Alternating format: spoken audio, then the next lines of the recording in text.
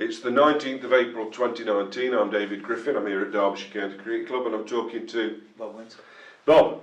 We've had a very enjoyable, hopefully, hour talking about your formative years in cricket and then your trials and the way you finally arrived at Derbyshire. And we'd ended on the Lord's final, which you played in, but we didn't win, but nonetheless, a very proud moment for you. What I'd like to do really is just to look at the rest of your Derbyshire career and what happened thereafter. So Barlow left at the end of '78, didn't he? But you were still on the staff, new captain. Yes, they tried Jeff Miller, which was a good one because I think it was a good move to give somebody like Jeff a go because he was a good all-rounder, well established in the game and a good opportunity to be a good young captain, and he played under Eddie. And so a continuum would have been very good, and of course a continuum with Phil Russell as coach, which was excellent. What transpired I don't know, because they brought in David Steele, right, and so David came as the captain, and then Jeff took over from David. I think that's the way. Yeah, well, Steele came in. They wanted an all-rounder to replace Eddie, didn't they? They did. Which is why Steele came. Yes, yeah. And he was very good. Again, a very terrific character, great humour. And tough cricketer as well. Very tough, wonderful. As close as you can get to boycott when it came to the selfishness of batting. Yeah. Oh yeah. Determined, I think it's a proper word, a better word would be determined to succeed, as opposed to being selfish. I mean, people have other connotations, but I'd like to think it's that.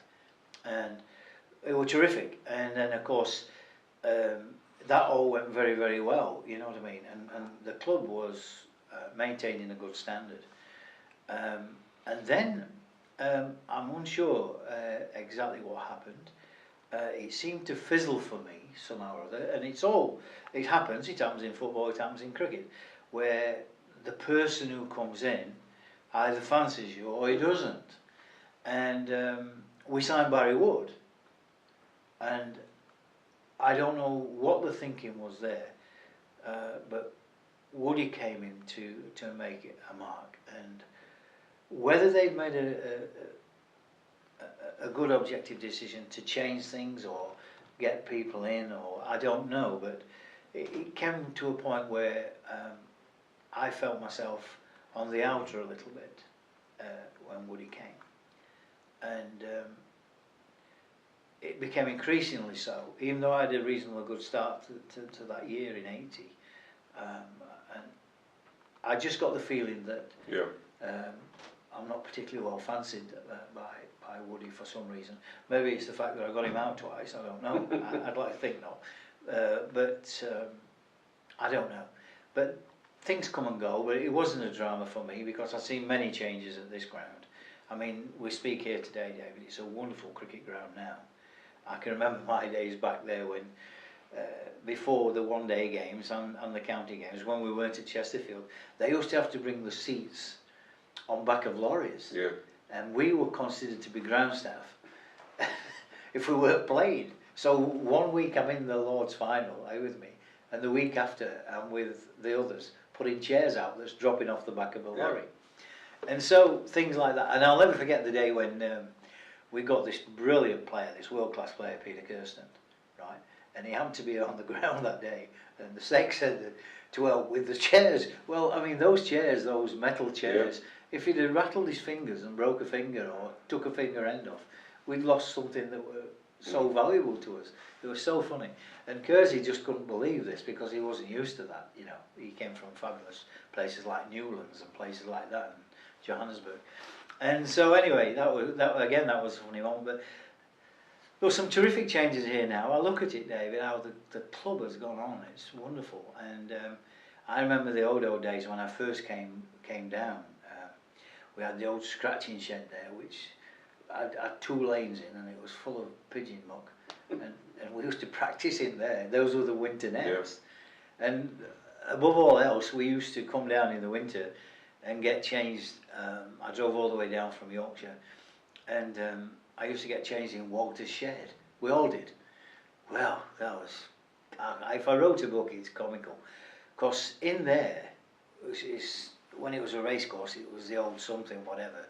And in there was, I used to get changed by a telephone. There was a telephone thing there, we could put money in. And the floor was ripped up. It was wooden floor, parquet floor, but all ripped up with people's studs and all the rest of it. So if you then you had to walk to the shower, right? Well, I got more splinters in my feet, you know what I mean? Going across to the shower, and then the shower was like on the old railway platforms. It was a gas thing, fire thing, and you have to pull this lever, just like you used to pull it on the railway stations for the gas light to come on. And there was this boom. And that was the firing in. It was like a big explosion when it went off, and then this thing dripped. It dripped hot water, you know. And we used to get changed in there. When I look at the conditions now, it's wonderful. Yeah. What I think health and safety would have had a field all day, of that, all of that. But you know, in coming from that, I don't know if that's character building or what, but them fine cricketers like Mike Hendrick, Bob Taylor, Jeff Miller, all came through that. And I don't know, a psychologist have better answer than me, but does that steel you to get on to better things? I don't know. Today, everything's laid out for them and this and that and the other, you know. And I have a point of view on that, having gone into coaching like I have done. Because at the end of my career here, I went full-time in Natal. Who was the link with that then? Well, it was Eddie Barlow initially, because his friend was the chairman of the miners, Kingsmead Miners, a guy called Peter Pollock. Oh right, Graham's brother. Brother, yeah. Fast bowler. And the father of Sean. Yeah. Who was a very young lad in those days. But he was the chairman of this Kingsmead Miners, which was a subsidiary group that raised money through speeches and this and that to get people in for these functions and raise money, and it was all then to get spread out into and filter down to the young, are you with me, and the development of cricket throughout Natal, and so I went on to that and I did that, and they sent me up to, and Phil Russell had done it the year before. And I did. I took over from Phil and did the northern districts. And so, what sort of players were you coaching? What sort of standard, and were these were professional cricketers presumably, or not? No. These were very much similar to how they were in cricket here, league cricket. Oh right. Yeah, a lot of them were farmers. Developmental cricket. Yeah, they were farmers. But where the standard came from was, these farmers were sons of farmers, right? But they'd all been sent to all the private schools. Yep. And they all played together. Now, Barry Richards and all the rest of it all played at these private schools. You know what I mean? Yep. And all in Durban, and all became fine players. There's numerous. They all went to these private schools, and they had the Nuffield Week, which were all private schools in a tournament. So these were those type of players, but if they weren't going to be a professional cricketer, they went back up into the regions and managed their farms. Yep. But loved a game of cricket at weekends. So there's some very, very. And were you an players. all-round coach, or were you a specific? No, all-round coach. Right. Yeah, because I'd gone on to get and I'm grateful for that, because Bob Swindles was my first coach. He got me through my preliminary thing. I came down every week, and Bob got me through the prelim. And then I went on to get the Advanced Award for the MCC, which was Les Lenham and Keith Andrew and I'm trying to think of the other guy. There's Les Lenham, Keith Andrew, and Bob from Worcester, bowler. Anyway, they got us through the Advanced, and Tom Cartwright was on that, and I enjoyed it. The giants of the coaching game. Oh, for sure. And I thoroughly enjoyed that, and I got a lot of pleasure out of coaching. I did. And Eddie had instilled something here, you know, which also gave you the practical side of that, because he'd made a stance to say that we had to get out to the community, and we had to get out to the schools to create interest and all of that, and to stimulate cricket and to get some interest in Derbyshire cricket and draw them in and this and that. And it all seemed a bit arduous and a little bit. And he thought, oh dear. So when we finished here on the morning, when the first team were away, players who weren't in the side were expected to go to the various schools and stuff like that. Now I loved that. Some didn't. Some wanted to get off home and all of that. I didn't. I enjoyed that, and I enjoyed going out to the schools. And Eddie's philosophy on that one was, I don't know if that inspired any more young talent to come through. I don't know. I'd have to look through the records or where they came from. But we went out to all the schools and we did that. Alan Morris was very good at that too. And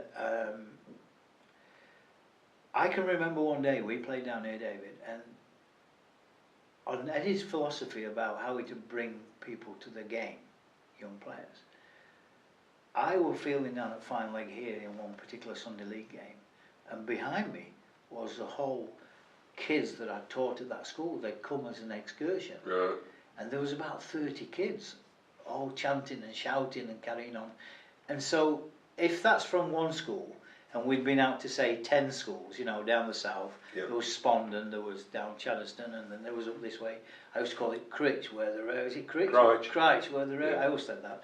But those schools, and if they all came with 30 kids, Yeah. we'd suddenly got lots of kids enjoying county cricket, and so it worked. It's an interesting concept because we sit here perhaps waiting for people to come to us, when in actual fact we perhaps sometimes need to go to them, don't we, to show them what you can do and what's possible. And invite them in, Yeah. invite them in, because there's no better connection than someone who you feel as though you're attached to. Now, they hadn't come to watch me, but the fact that I were playing, they used to come up to the fence, you know, we had to have those wooden boards around him, and they used to go, Bob, all right, Bob, how are you taking us on Tuesday, how are you taking us on Thursday, that sort of thing, so it stimulated it. And the South African coaching, you subsequently ended up in Australia, didn't you? So how many years did you do in South Africa? Initially I did, I think it was 7, Yeah. and went back for 3. But I got taken because Barry Richards was there then. The guys who were in charge of me with the minors were Peter Pollock for 3 years, and then it was Procky for 3, and then it was Barry Richards. Right. And Barry said to me on one occasion, he says, "Are you still keen to go to Australia?" And I said, "I am," because it was getting a bit dodgy in South Africa at that time. You know, there was a big push with the Mandela thing, and they wanted to turn it over. This was around about 1987, 687. And he says, well, he says, keep it under your hat. He says, but my wife's from Perth and we're going to go back. I think I'm going to get the South Australian coach's job. Because that's where he'd played, hadn't he? He had. Yeah. He had played very well as well. And he says, so if you're interested, he says, I'll recommend you there. So that came to an end, and I was in South Africa, and I got this letter, and it had invited me to go and make contact with a team called Teetree Gully.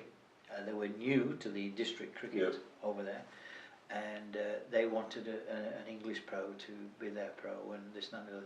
Would I be interested? Because I'd been recommended. So I wrote and I said, yes, I would be interested, this, that and the other, you know. So, and unfortunately, they turned me down. The authorities in Australia turned me down because I was writing back from South Africa. And of course, they've got bans on us, you know, and all the rest of it. I mean, I got banned. I was on that ICC blacklist for 10 years, I think, because of connections with South Africa. And it was strange that, because in the winter I was coaching blacks football and Indians cricket as well during the summer, and yet I was considered to be supporting apartheid, which was strange. But anyway, that's a dichotomy in that sense. But so back to Australia, yeah. So I then decided I'd go, but they were turning me down, so I had to go back to England. Different story. When I was back in England, I went straight through and got in and never looked back. And how many years did you coach in Australia? 19. Wow. 19. And that was throughout the winters and then coming back in the summers? Yeah. No. You stayed there? I stayed. I just stayed. I got full-time Wow. contracts, yeah.